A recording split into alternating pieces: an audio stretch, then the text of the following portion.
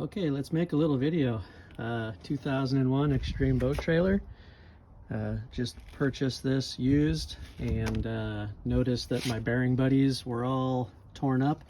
So figured I would replace those. Once I took the tire off though, realized that my brakes and calipers were horrible. So now we're gonna go ahead and replace those while we're in here. So I thought I'd make a little video. Maybe for my own reference later on, or maybe for somebody else's benefit. So first step is going to be removing the brakes. Just going to have this bracket right here, this wire. I just got in there, pried it up and out, pulled that part off. That's step one. So once you got that off, next step is going to be to remove this bolt on the back side of the brake right there, and it is a 1/2 inch either socket or wrench. Let's go from there. Decided to switch over to the socket set. A lot easier. So once you get that unscrewed, you can just pull it out, and then this whole thing will just move out of the way, and I'm just gonna support it with something so that I don't have to remove anything further with this. All right, so the closest thing I had was the hub off of the trailer axle, so that supported it just fine. And now we're into our brakes, so we can just pull those pads off and watch everything fall to the floor. The inside pad looks pretty good. The outside pad, woo-wee, thing's seen some better days. Look at that.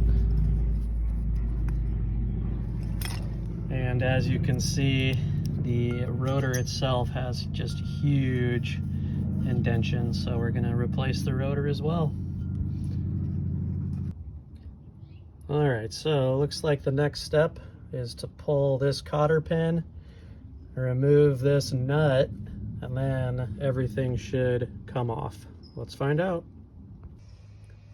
Okay, I got the cotter pin out, and then this unscrews off.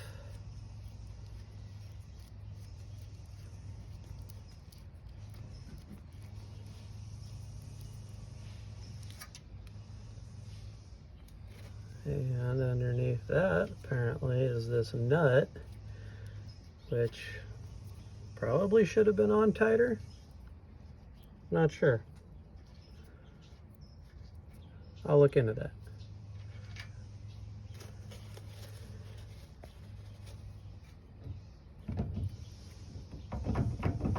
Oh, there we go. So that just comes out like so. And here's the bearings. I believe it went in with this washer on the outside and the bearings in first. Go. So it turns out this is a brake, rotor, and hub combo. So to replace this rotor, we're going to have to replace everything. And considering how bad this looks, we might as well replace the bearings while we're at it. So I'm going to do some research, and I will add what I find, and we'll go from there.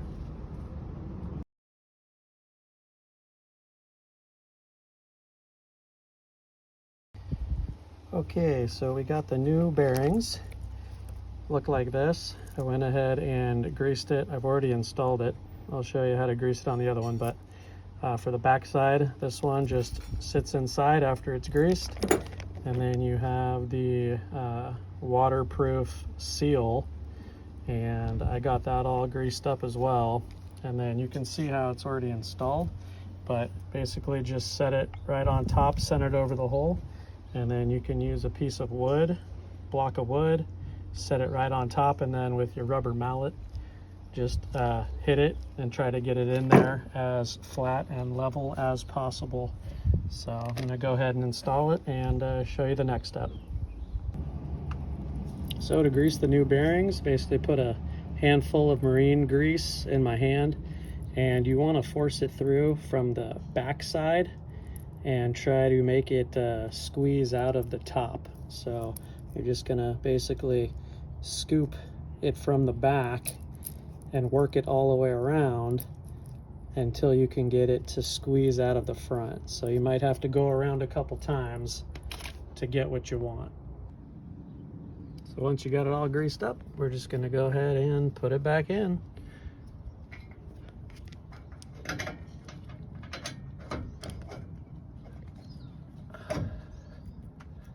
All right, so we got it in place, all seated. We're going to grab our washer. You can see it has a little flat spot. That's going to match up with your axle. Get that on there. And then I'm going to go ahead and put a little bit of anti-seize on this and then get it lined up. Get it, put all the way on. So the anti-seize probably isn't necessary, but going to put it on anyways.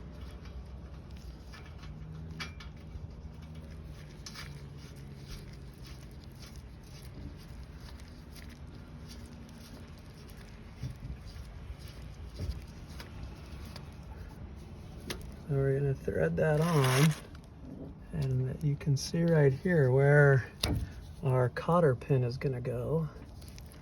So I think we just get this hand tight until that cotter pin's exposed, and then line this up so that the cotter pin will slide through, and we should be good to go.